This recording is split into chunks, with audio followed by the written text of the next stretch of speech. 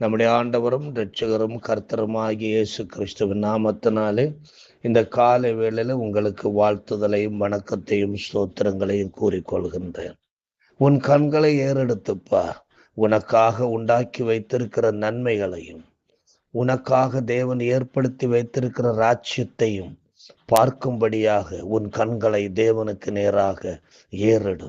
இந்த நாளின் தியானத்திற்காக நாம் தெரிந்து கொள்ளப்பட்ட ஒரு சிறு தலைப்பு, தேவனை நோக்கி அன்றாடம் ஏறெடுத்து ஜெபிப்பதனாலே எதிர்கால வாழ்விற்கான நன்மைகளை காண்கின்றோம், அனுபவிக்கின்றோம். யாக்கோபு 1 அதிகாரம் 17 வசனத்திலே நாம் வாசிக்கும் போது, நன்மையான எந்த ஈவும் பூரணமான எந்த வரங்களும் பரத்திலிருந்து உண்டாகி ஜோதிகளின் பிதாவினிடத்திலிருந்து இறங்கி வருகிறது என்று சொல்லப்பட்டிருக்கிறது. அப்படி என்றால் நம்முடைய கண்களை பரலோகத்துக்கு நேராக ஏறெடுத்து ஜெபிப்பதனால்தான் தேவனிடத்தில் இருக்கின்ற அந்த நன்மைகள் எல்லாம், எதிர்கால வாழ்விற்கான நன்மைகள் எல்லாம் வந்து சேரும் என்பதை நாம் அறிந்து கொள்ளுகிறோம். மட்டுமல்ல, சங்கீதம் 13:6 நான் வாசிக்கும் போது, கர்த்தர் எனக்கு நன்மை செய்தபடியால் அவரை பாடுவேன் என்று அவர் சொல்லுகிறார். கர்த்தர் எனக்கு நன்மை செய்தபடியால் அவரை நான் பாடி துதிப்பேன், அவரை போற்றுவேன், அவரை மகிமைப்படுத்துவேன். ஆண்டவர் எனக்கு செய்த நன்மைகள் ஏராளம். அவைகள் எல்லாவற்றையும் நினைத்து இப்படி நான் பரலோகத்தின் தேவனை நோக்கி ஏறெடுத்து பார்த்து பெற்றுக்கொள்ளுகிற நன்மைகளை நிமித்தம் நான் தேவனை எப்பொழுது போற்றி பாடி அவரை மகிமைப்படுத்துவேன். ஒவ்வொரு மனிதரும் நீண்ட காலம் வாழ வேண்டும் என்று ஆசைப்படுவார்கள். ஆனால் தேவனை நோக்கி அன்றாடம் ஏறெடுத்து பார்த்து ஜெபிக்கிற தேவ பிள்ளைகளுக்கு தேவன் நீண்ட ஆயுளை வைத்திருக்கிறார் என்பதை நாம் அறிந்து கொள்ள வேண்டும். 1 ராஜாக்கள் 3 அதிகாரம் 14 வசனத்தை வாசிக்கும் பொழுது, உன் தகப்பனாகிய தாவீது நடந்தது போல நீயும் என் கட்டளைகளையும் என் நியமங்களையும் கைக்கொண்டு என் வழிகளில் நடப்பாயாக, உன் நாட்களையும் நீடித்திருக்க பண்ணுவேன் என்று சொல்லுகிறார். நீதிமொழிகள் 3 அதிகாரம் 1-2 வாக்கியங்களை நான் வாசிக்கும் பொழுது, நீதிமொழியின் ஆசிரியர் இப்படி சொல்லுகிறார்: என் மகனே, என் போதகத்தை மறவாதே, உன் இருதயம் என் கட்டளைகளை காக்க கடவது. அவைகள் உனக்கு நீடித்த நாட்களையும் தீர்க்காயுசையும் சமாதானத்தையும் பெருக பண்ணும். ஆகையினால் தேவனை நோக்கி அன்றாடம் செபிக்கிற தேவ பிள்ளைகளுக்கு தேவன் நீண்ட ஆயுளை, ஆரோக்கியமான வாழ்வை தேவன் கட்டளையிடுகிறார். அது மட்டுமல்ல, தேவனை நோக்கி செபிக்கிற ஒவ்வொரு தேவ பிள்ளைகளுக்கும் உலக சம்பத்துகள் வேண்டும் என்ற எண்ணங்கள் இருக்கும். அப்படிப்பட்ட தேவ பிள்ளைகளுக்கு தேவன் உலக சம்பத்துகளையும் கொடுக்கிறார்.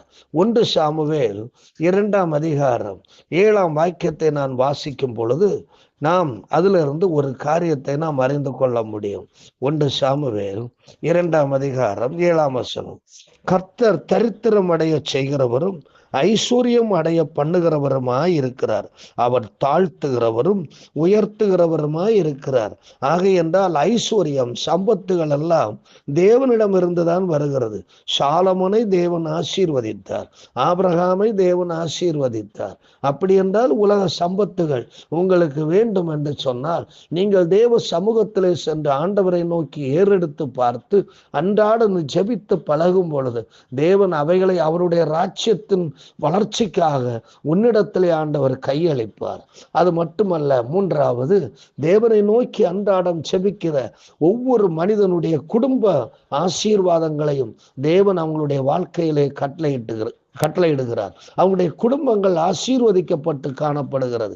சங்கீதம் 128:3 நாம் வாசிக்கும் பொழுது, உன் மனைவி உன் வீட்டோரங்கள் கனிதரும் திராட்சை கொடியை போல இருப்பார், உன் பிள்ளைகள் உன் பந்திய சுற்றிலும் ஒலிவ மர கன்றுகளைப் போல வாழ்ந்திருப்பார்கள். ஏன் அவர்கள் மனைவியும் தன் பிள்ளைகளும் தங்களுடைய வீடுகளிலே இருக்கிறார்கள் என்றால், அவர்களுக்கு உலக சம்பத்துகள் இருக்கிறது. தேவனை நோக்கி அன்றாடம் ஜெபிக்கிற தேவ மனிதனாய் அந்த குடும்ப தலைவன் இருந்ததுனாலே ஆண்டவருக்கு பயந்து அவருடைய கட்டளைகளுக்கு கீழ்ப்படுகிற மனிதன் இருந்ததுனாலே அந்த வீட்டிலே தங்கி இருந்து குடும்பமாய் இருந்து ஆசீர்வாதத்தை சொந்தமாக்கி கொள்கிறவர்களாய் இருக்கிறார்கள்.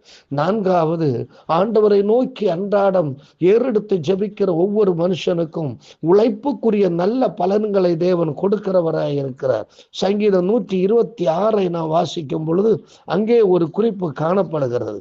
சங்கீதக்காரனாகிய தாவீது சொல்லுகிறார், சங்கீதம் 126:5-6, கண்ணீரோடே விதைக்கிறவர்கள் கம்பீரத்தோட அறுப்பார்கள். அள்ளித்தூவும் விதையை சுமக்கிறவன் அழுது கொண்டு போகிறான், ஆனாலும் தான் அறுத்த அரிகளை சுமந்து கொண்டு கம்பீரத்தோட திரும்பி வருவான் என்று சொல்லப்பட்டிருக்கிறது.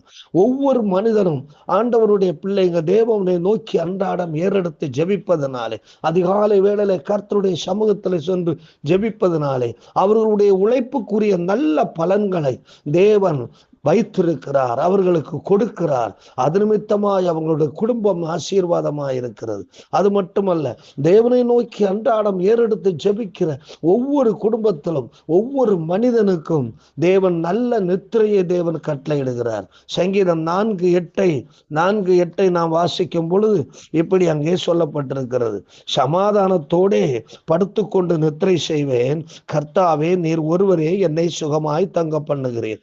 ஏன் இவங்க சமாதானத்தோட படுத்துக்கொண்டு நித்திரை செய்கிறாங்கன்னா, மேல வசனத்தை நான் வாசிக்கும் பொழுது 6ஆம் வசனம் 7ஆம் வசனம் இப்படி சொல்லுகிறது, எங்களுக்கு நன்மை காண்பிப்பவன் யார் என்று சொல்லுகிறவர்கள் அநேகர். கர்த்தாவே உம்முடைய முகத்தின் ஒளியை எங்கள் மேல் பிரகாசிக்க பண்ணும். அவர்களுக்கு தானியமும் திராட்சரசமும் பெருகிற காலத்தின் சந்தோஷத்தை பார்க்கிறோம் அதிக சந்தோஷத்தை என் இருதயத்தில் தேவன் தந்தீர். ஒரு மகிழ்ச்சி, ஒரு நிம்மதி, மனிதர்கள் தேவனை நோக்கி ஜெபிக்கிற மனிதனுக்கு அது கிடைத்ததுனாலே அவன் சந்தோஷமாய் மகிழ்ச்சியாய் சமாதானமாய் நன்றாக நித்திரை செய்து அவன் எழும்புகிறான். ஒரு பதட்டம் இல்லாத ஒரு வாழ்க்கை, ஒரு கட்டி எழுப்பப்பட்ட செம்மையான ஒரு வாழ்க்கை அவனுடைய வாழ்க்கையில உண்டாகிறது. அது மட்டுமல்ல, தேவனை நோக்கி அன்றாடம் ஜெபிக்கிற குடும்பத்துல சகோதர சிநேகம் நிலைத்திருக்கிறது. பாருங்க, இந்த யாக்கோபு தேவனை நோக்கி முறையிட்டு ஜெபிக்கிற, தேவனிடத்தில் இந்த ஆசீர்வாதத்தை வாங்குகிற மனிதனாய் இருந்ததுனாலே அவனுடைய 12 பிள்ளைகளும் ஒன்றித்து வாழ்ந்தார்கள். நீண்ட காலம், பல தசாப்தங்கள் அந்த 12 பிள்ளைகளும் ஒருமித்து வாழ்ந்து 12 கோத்திரங்களாயிருந்து ஒரே தேசத்தை கட்டி எழுப்பினார்கள். இன்றைக்கு எந்த குடும்பத்தினுடைய பிள்ளைகளும் ஒருமித்து வாழ்ந்திருந்து தங்களுடைய சாம்ராஜ்யத்தை கட்டி எழுப்பும்படியாய் ஒப்பு கொடுத்தால் எவ்வளவு நலமாய் இருக்கும். தேவனை நோக்கி ஆண்டவரை நோக்கி முறையிட்டு ஜெபிக்கிற குடும்ப தலைவர் நிமித்தமாய் அவங்களுடைய பிள்ளைகள், அவர்கள் ஒரு சாம்ராஜ்யத்தின் அதிபதிகளாக அவர்கள் எழும்புகிறார்கள் என்பதை மறந்து போக வேண்டாம். அது மட்டுமல்ல, கடைசியாக தேவனை நோக்கி அன்றாடம் ஏறிட்டு ஜெபிக்கிறவங்களுக்கு அவங்களுடைய வாலிப வயோதிப காலத்தில் மகிழ்ச்சியாகவும் மனோதிடமாகவும் வாழும்படியாய் தேவன் அனுக்கிரகம் செய்கிறார். அவர்களுடைய முடிவு காலங்கள் சந்தோஷமாக மகிழ்ச்சியாக பதட்டமில்லாத நல்லதொரு மனோதிடமாக வாழுகிறார்கள். அவர்கள் முதிர் வயதிலும் கனிதந்து பசுமையும் புஷ்டியுமாய் இருக்கிறார்கள். பிள்ளைகளின் பிள்ளையையும் இஸ்ராயேலுக்கு உண்டாகும் சமாதானத்தையும் காண்கிறார்கள். அன்பான தேவனுடைய பிள்ளைகளே, நீங்களும் தேவனை நோக்கி அன்றாடம் ஏறெடுத்து ஜெபிப்பதனாலே உங்களுடைய எதிர்கால வாழ்வுக்கான நன்மைகளை நீங்கள் காண முடியும், பெற்றுக்கொள்ள முடியும் என்பதை மறந்து போகாதீர்கள். ஆண்டவரை நோக்கி உண்மையாக நீங்கள் ஜெபியுங்கள். உங்கள் இருதயத்தை தேவனுக்கு நேராய் ஒப்புக்கொடுங்கள். கர்த்தருடைய வாக்கியங்களுக்கு உங்கள் இருதயத்தை ஒப்புக்கொடுங்கள். தேவனுக்கேற்ற ஜனமாக மாறும்படியாய் உங்களை ஒப்புக்கொடுங்கள். கர்த்தர் உங்களுடைய எதிர்கால வாழ்வையை வளமாக ஆசீர்வதிப்பார். அன்பு நிறைந்த ஆண்டவரே, இந்த காலை வேளையில உம்மை நன்றியோடு ஸ்தோத்திரிக்கிறோம். தேவன் எங்களுக்கு கொடுத்திருக்கிற ஆலோசனைகளுக்காய், புத்திமதிகளுக்காய் நன்றி. எங்களுக்கு ஆண்டவரே தேவன் வைத்திருக்கிற நன்மைகளுக்காய் நன்றி. எங்களுடைய எதிர்காலம் உம்முடைய கரங்களிலே இருக்கும்படியாய் ஆண்டவரை எங்களை உமக்கு நேராய் நீர் நாம கட்டி எழுப்புவதற்காய், தூண்டுவதற்காய், உமக்கு நேராக எங்களை வழிநடத்துவதற்காய், ஜெப வாழ்விற்கு நேராக எங்களை வழிநடத்துவதற்காய், உம்முடைய சமூகத்துக்கு நேராக எங்களை வழிநடத்துவதற்காய் உமக்கு ஸ்தோத்திரம். நீர் அப்படி செய்வதற்காய் ஸ்தோத்திரம். இயேசு கிறிஸ்துவின் மூலம் கேட்கிறோம். இரக்கம் நிறைந்த பரமபிதாவே, ஆமென். God bless you.